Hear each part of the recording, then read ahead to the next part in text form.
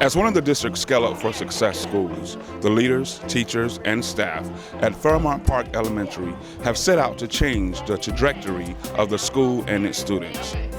As the school's principal, veteran educator Nina Poloff has reviewed many of the school's processes, made adjustments, and implemented new ways of managing discussions that focus on student achievement. Hi, I'm DeMaurice Lee, and in this ongoing series, Road to Transformation, Scale Up for Success, we take a closer look at the work that's been done here at Fairmount Park Elementary.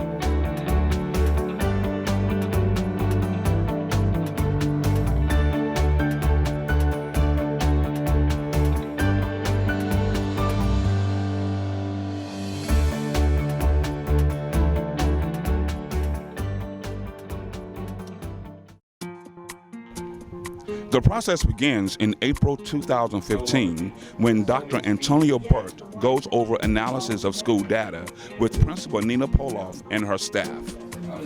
Well, today we are reviewing all of the data that was collected by the TNTP team. We're reviewing the insight survey that was given, I believe, sometime in December, and looking at the results of their visit to our school where they observed our teachers and met with some focus groups. And we're putting all of that together and making decisions about what direction the school is going to go in and how to meet the needs that stood out as the most important from all of the data that was discovered. I mean, that handbook has to be like what we're making our statement. What we say this is what we want Fairmount Park to be. I mean, it's important to me because it gives me a grassroots opportunity to really focus and build on a new staff that are relatively young people and develop them into the direction that can make this school as successful as we know it can be. This is our second year, and we've made considerable progress. This is going to help us really hone those skills. It's going to really come down to the nitty-gritty, and really the TNTP people are going to be guiding me in my leadership and developing me as a leader so that we can bring all of these children up to the level of achievement that we know they're capable of. That still feel good. You were worried. I think that's something we definitely can really blow out the water. Changing the climate and culture has been a major focus, so that when students arrive to class after a transition, they are ready to learn. Let's make sure you understand how we're going to do this. This, sir. Zero talking right now. For all of the boys to be in the front. Can you please walk yourself to the front? Thank you. So today is a really heavy focus on system and operations with routines and procedures due to the areas of focus around learning environment and student engagement. So we did a rollout plan 2 weeks ago, and based on the rollout plan, the focus was tightening the system operations. Good job, buddy. Good job. Fix your shirt. So today we're monitoring those system operations, trying to identify any areas that may need further identification and addressing. Hey son, go back and try that again. And fix your clothes.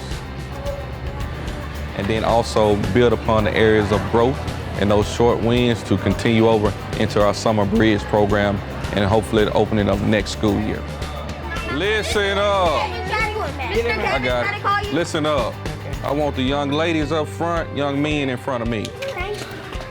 So basically little things far as, keeping hands, feet, and all of the objects to yourself, eliminate disruptive behavior, eliminate, two kids arguing over something small that turned into a physical altercation, and we enter the classroom engaged, and therefore instructional time isn't wasted as far as dealing with disruptive behaviors. Hey man, get behind him. You saw him. I don't need all them arms stretched out.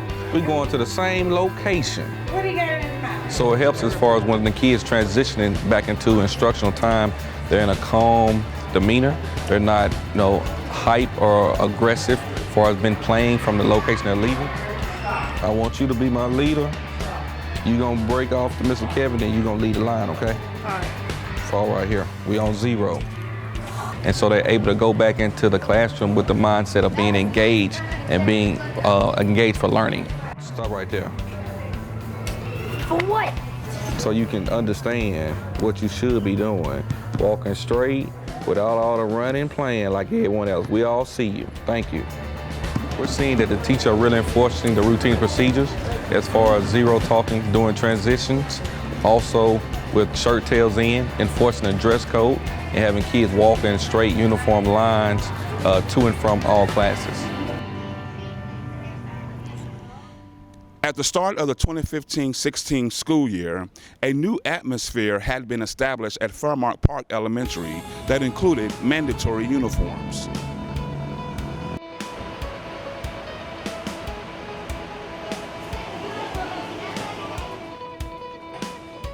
We also started the year with making sure we had school-wide rules and transition expectations by everybody. The classrooms needed to have classroom rules and expectations that mirrored the school-wide rules and expectations.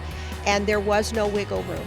This is the way we expect you to come down the hallways when you're out because there's children learning inside. This is the way we expect you to behave when you are on our campus. And when you are not behaving in that way, then we have to have conversation and there have to be consequences. The key was that everybody was enforcing these same rules. So it took buy-in from the staff, because if some people do and some people don't, the kids pick that up right away and they pick and choose who they're going to behave for. This way, no matter who they ran into, whatever adult they ran into, they were hearing the same thing. When you're moving now next year to the next grade level, you don't have to relearn anything. You don't have to learn anybody's particular way. This is the way we do it here. And we found that the children they fell into place. It's what they wanted. It's what they needed. So how does it feel to have a staff to come back with everybody on board with the new changes? That's been one of the most positive things about being at Fairmount Park, is the staff, is the people that are here and stay, want to be here, they want to work with these kids, and they want to make sure that we can show the world that our babies can do the same thing everybody else's children can do. And because they all believe that and we're all headed in the same direction, we all have the same goal, which is getting that 100% student achievement, making that a reality for our kids. They believe it, so the kids believe it.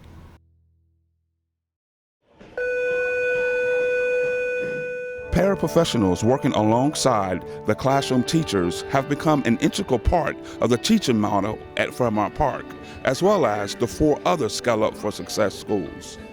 Well, the small group I was doing is called LLI. It's a reading intervention group, and we just focus on kids like kind of not low, but kind of in the middle, working them on just reading strategies, sounding out words, giving them just like strong points in how to break down words, sounding words out, and just being a great reader overall. I couldn't do it without Mr. Mitchell. We have such a good relationship that we can finish each other's sentences. So he helps me keep my vision for my classroom and have it structured in order, and learning is at the utmost. And he helps me do that. Okay, you're right, it has some vowels in it, but how do you know it's library? This word has vowels in it. He helps me out when we both can do groups, we can do more. The kids benefit from not just me being there, but Mr. Mitchell as well. He's a certified teacher, so his knowledge is very helpful. Here I've been a Title I teacher, I've been a 4.5 co-teacher, and this is my second year being a para, so I done been around, so I done seen a lot. Overall, some of the positive things is that we have a great community. The staff here is great, and that's one of the reasons why I love being here. You see a big team, I guess camaraderie around here, and everybody's pushing toward the same goal. And so that's one of the reasons why I love being here. The kids, of course, are great, you know. The overall direction of the school, I think the administration staff is heading in the right direction. This is my 5th year here, so I do see improvement, I do see growth. And I want to be a part of that one day when in the paper is a lot of success stories, and the school is an A school, and I can say, well, I had my hand in playing a big part in that. Using the test and going over it, but instead of going over, could we take each question? During team meetings, student data is being used to drive instruction and to discover creative ideas and ways to reach all students. By citing resources, what the correct answer is. And The data that's being discussed here is what's being used to drive the further instruction. It's providing like a laser point of where we need to hit, how we need to hit it, and what we think the barriers might be to the children not being able to perform in certain areas, because these children have the intelligence to perform well on these tests. So there's other things that are happening. And in these meetings, we can really sit down and look at numbers, because data drives instruction. And the more data you have and the more detailed you are in your data, the better you're going to know the kid. And the better you know your kids, the better you're going to be able to teach them. Like, our kids will be prepared because we are doing this. I feel that having these discussions every 2 weeks and analyzing the data and looking at the reports, I think this is absolutely beneficial to student achievement, because we're identifying their needs, right? So we know exactly how we can help these students, whether it's in small group instruction or it's in whole group discussion. So it lets us know how we can help our students. It's important because if they don't discuss it as a team and they don't have the coaches there to kind of help facilitate those discussions, we don't get the richness of conversation in a PLC that we need to have in order to really be looking at the nitty-gritty of what's going on with these kids and who these people are and how they need to be addressed, or different strategies that teachers can share, because my class may have done better on the assessment than your class did. Dr. Antonio Burt worked with Principal Poloff and the Fairmount Park team early and helped establish some of the new processes. Dr. Burt returned to the school recently to assess how the changes were taking hold. My staff got very close to him when he was here in March and April and May, and I was very excited to have him come so he could see the fruits of the labor that he put in. He was sent here to work with myself and my leadership team and be a coach to me as a leader, and I couldn't have asked for a better coach, better leader, and I wanted him to see the progress that we'd made based on the suggestions that he'd made on how we could tighten things up and get the school year started just the way we wanted it to. So on today, what I've noticed is that teachers have a renewed sense of urgency around truly transforming the schools, that the climate and culture of the building has drastically changed. On last year, when I was working with the school, I saw a lot of repeat behavior calls, nonstop calls throughout the day, where the climate and tone and the mood of the building seems to be conducive to learning. You see adults taking ownership in how kids are supposed to behave. Transitions are smooth. On today, they have 3 teachers at a district-led training, but you don't see any behavior interruptions due to substitute being in the building. So the climate, overall mood, and the overall culture of the building drastically has changed from last school year. So to me, seeing these transitions flowing smooth is a big short win. You know, when we look at what are those pillars to help raise academic achievement, system and operations are definitely one of the strong pillars. And I'm seeing very strong system and operations in place today. From gender-based lines, kids, being enforced to walk in gender-based lines, to also teachers having kids, with 0 voice level during a transition. That helps the engagement. When they walk into the classroom, they're ready to receive bell-to-bell instruction. He was the principal of Ford Elementary, which was a turnaround school that he brought from the lowest 25% of the state up to the highest 25% in the state.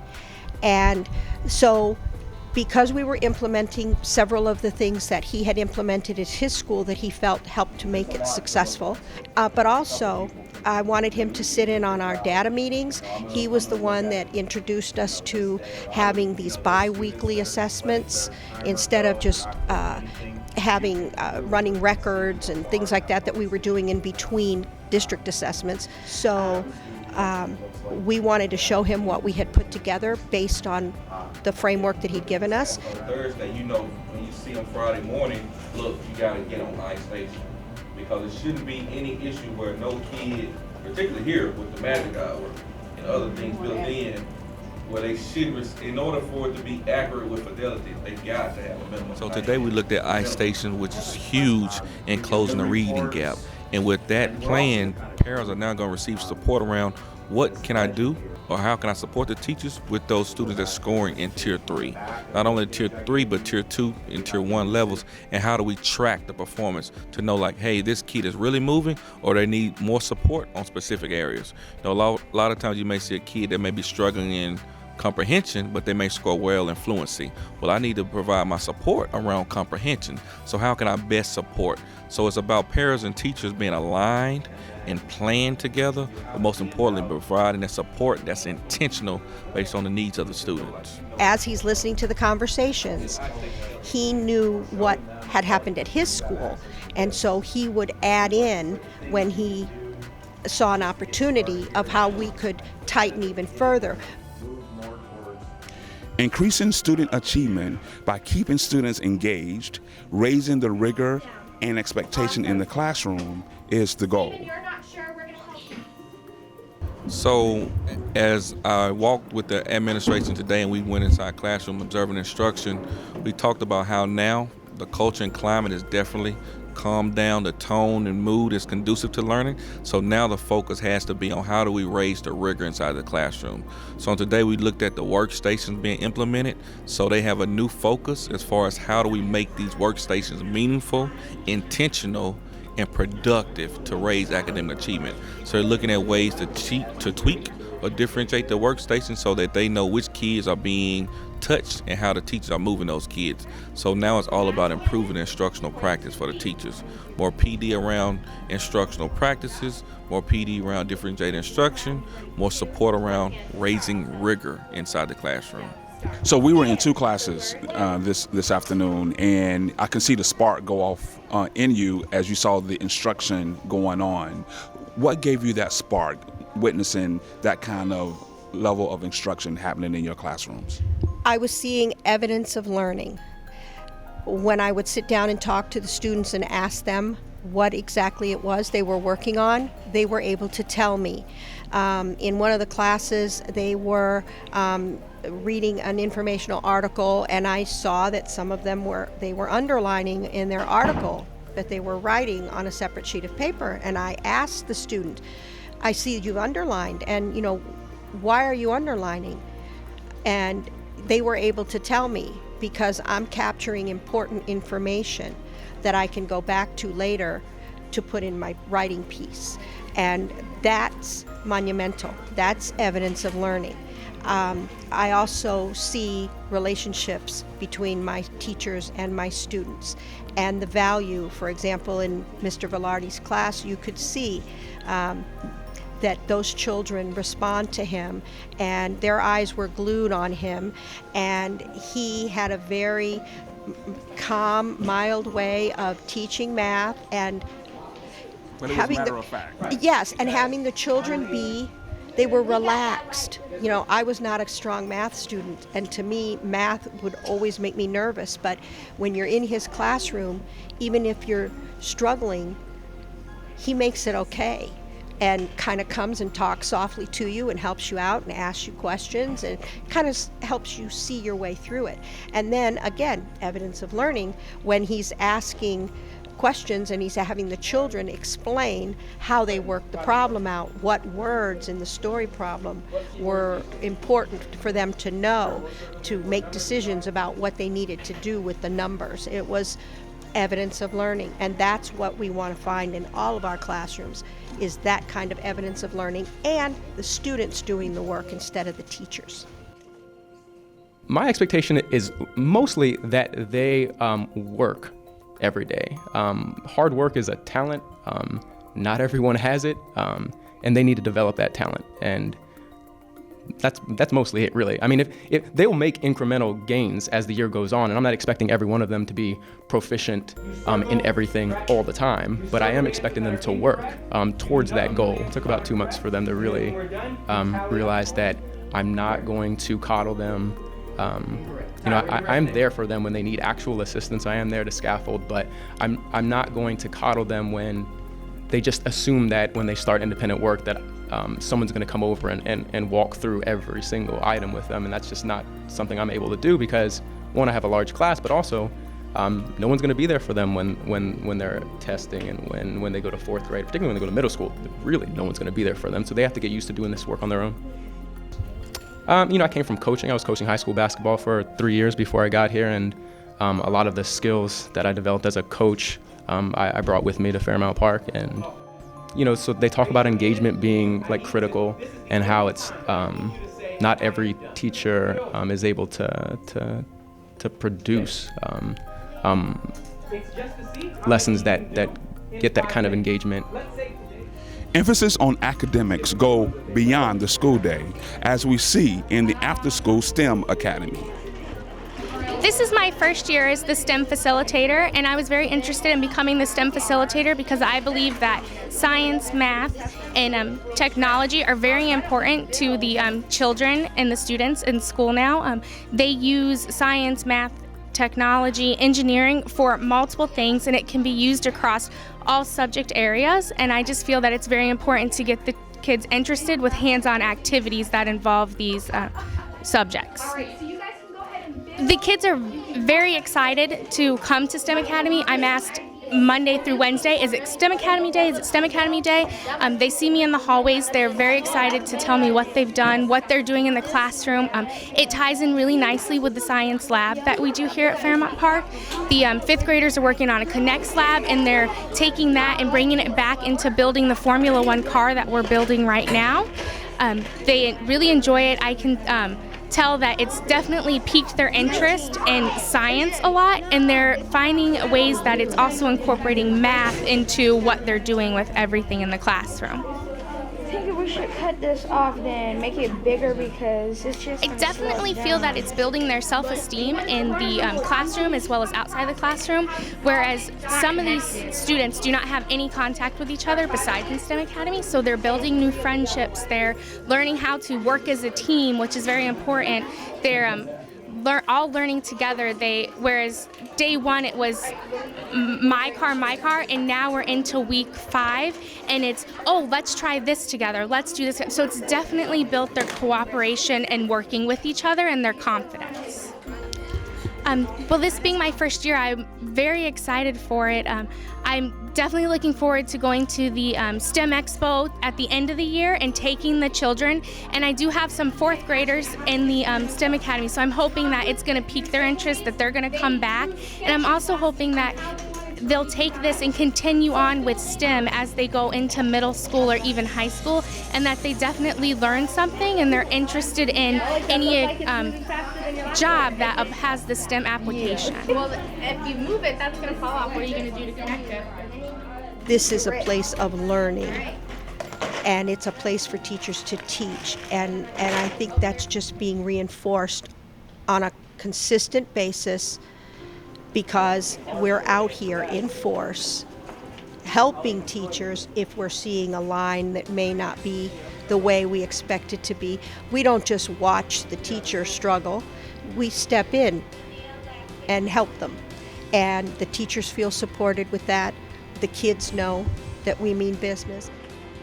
And I've seen Principal Polliff, today I saw on some issues how she has developed that, so to speak, that showing confidence to lead company, where she's able to stand her ground on tough issues, where some people may, deter from having those courageous conversations. She's able to have those conversations now because she truly believes that this school will excel at high level, and she has the right team here to do it, and she has confidence in what she's doing here by seeing the short wins in her climate and culture.